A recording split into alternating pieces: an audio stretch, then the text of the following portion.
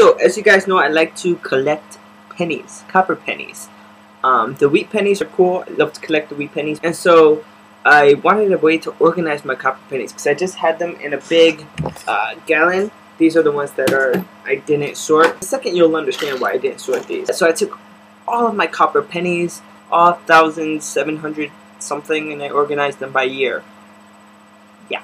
And what I did was, I bought these rolls, and I rolled them up by year. So this is 1981, this is 76, 78, sorry, and there's 1980. The copper pennies were made before 82, if you remember. So in the end, I have $11.50 in copper pennies in rows, organized by year. And all the extra pennies that you saw in the gallon are ones that I don't have 50 of yet. They all belong to years that are not 50, or years that I cannot determine the date because they're too badly damaged. Like one of them says 1960 something because it's like scratched and all this. It's a bad life, you know, for a penny. Nobody appreciates you. And so the time has come for me to let these pennies go. Sometime this week, I'm going to put up an eBay auction for $10 worth of copper pennies. And online on eBay right now, the copper pennies are going for about $13 for every $10 of copper pennies you're selling. So you'll sell $10 of copper pennies and you get $13 for those 10, which is cool. Beats going to a coin store where they take away 10%. I'm still reading the current book I'm reading. It's a great epic book, so I'm almost done with it. I'm like in the last 100 pages.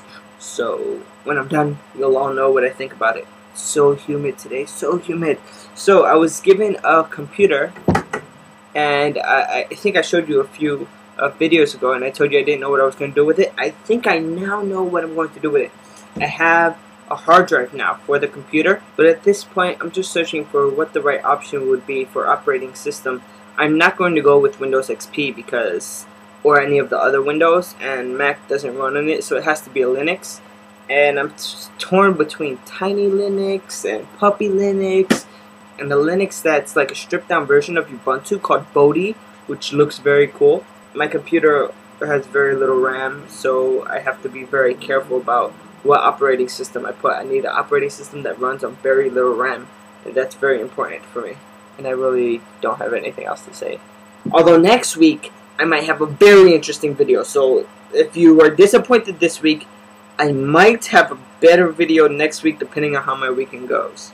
And it has something to do with my new secret hobby that I was talking to you about, which some of you may know what it is.